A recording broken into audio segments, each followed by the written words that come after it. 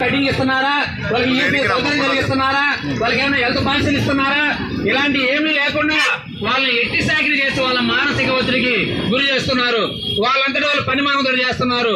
కనీసం వాళ్ళకి ఈఎస్ఐ సౌకర్యం కానీ పిఎఫ్ కానీ కటింగ్ అని లేకుండా మీరు ఎంతో ఇది చేసి మీరు వాళ్ళ శ్రమను దోసుకుంటున్నారు. ఇది దేశానికి కానీ రాష్ట్రానికి కానీ మంచిది కాదు.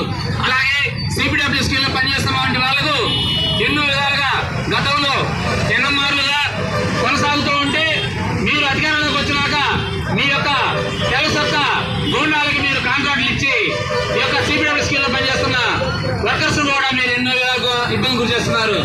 మీరు 26,000 రూపాయలు వేతనం ఇవ్వాల్సి ఉంటే సుప్రీంకోర్టు తీర్పు చెప్పి సమాన పని సమాన వేతనం ఇవ్వాలని దాన్ని అమలు చేయకుండా మేము టెండర్లను తక్కువ పాడుకున్నా టెండర్లోనేమో స్కిల్కి అన్స్కిల్కి స్కిల్ వాళ్ళకి 25,000 రూపాయలు, అన్స్కిల్ వాళ్ళకి 21 రూపాయలు, పెట్రోల్కి 23,000 రూపాయలు పెట్రోల్తో కల్పిస్తున్నామని చెప్పని ఈయనకు వచ్చిన తర్వాత మేము లీటర్ కాస్ట్ ప్రకారం తీసుకున్నాము, మేము నలుగురిలో పెట్టి పని చేసుకుంటామంటే తగుతున్నామని చెప్పి పాలకులు మీ అధికారులు కూడా మీకు కొమ్ము కాసి ఆ నలుగురికి వెళ్ళి బతుకుతున్నారు.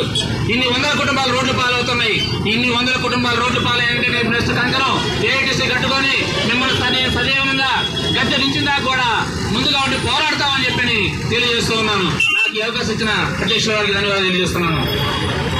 హనుమంతుల గారికి ధన్యవాదాలు. ఇప్పుడు ఆర్డబ్ల్యూఎస్ జిల్లా నాయకులు చెంగినకొండ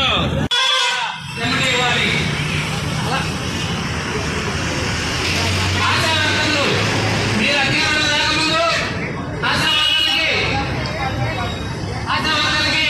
మీరు అన్ని కల్పిస్తామని చెప్పారు.